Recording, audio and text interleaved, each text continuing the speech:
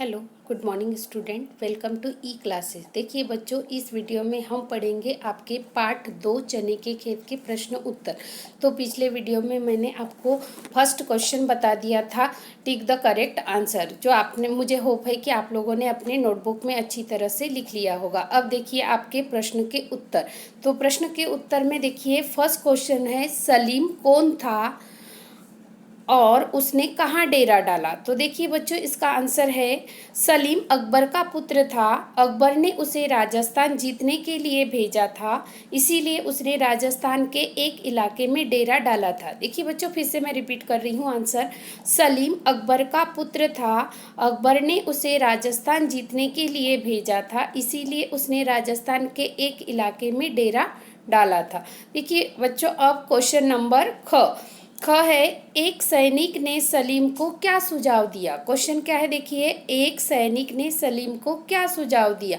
तो देखिए इसका आंसर होगा, एक सैनिक ने सलीम को सुझाव दिया कि इस समय यहाँ चने की फसल बहुत अच्छी है। यदि कहीं आसपास चने का खेत मिल जाए तो घोड़ों के खाने की समस्या हल हो सकती है। तो देखिए बच्चों, ये आपके प्रश्न ख का आंसर है।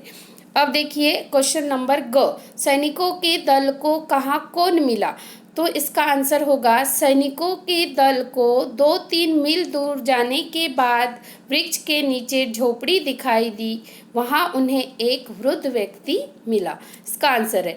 अब है क्वेश्चन घ फोर्थ, सैनिकों की बात से वृद्ध व्यक्ति क्या समझ गया। क्वेश्चन क्या है, सैनिकों की बात से वृद्ध व्यक्ति क्या समझ गया। तो इसका आंसर क्या होगा, सैनिकों की बात से वृद्ध व्यक्ति समझ गया कि सैनिक जो है वो खेत उजाड़ने आए हैं और यदि उसने खेतों का पता न बताया तो वे उसे मार डालेंगे।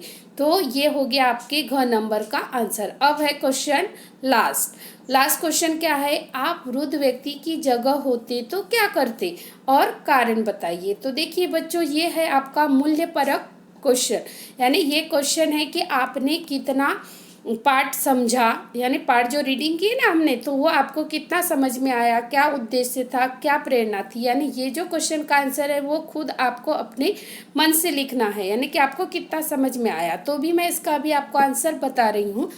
अगर हो सके तो आप कोशिश करना कि आपको जो लेसन समझ में, ये पार्ट जो समझ में आया है उस पर आधारित ये इसका आंसर लिखना है।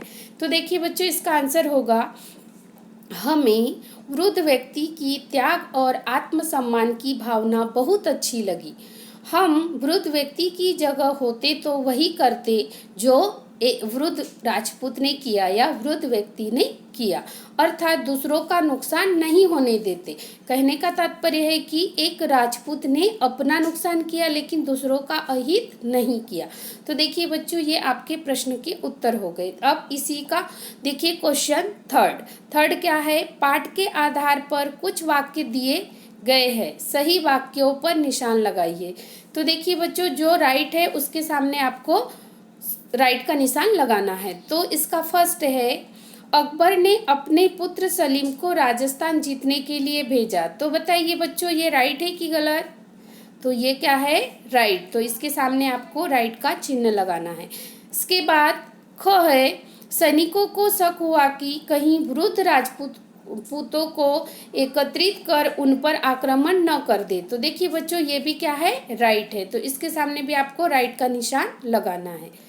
फिर है ग, वृद्ध ने पहले सैनिकों के साथ जाने से मना किया। तो देखिए बच्चों, ऐसा इस पार्ट में हमने अभी तक नहीं पढ़ा, तो इसके सामने आपको काय का क्रॉस का चिन्ह लगाना है, यानी ये कैसा है, रॉन्ग है। फिर है घ, सैनिकों को वृद्ध पर क्रोध आ रहा था। तो देखिए बच्चों, ये बिल्कुल राइट है। क्रोध आ रहा था कि नहीं, तो सैनिकों को वृद्ध पर क्रोध आ रहा था, इसके सामने आपको राइट का निशान लगाना है।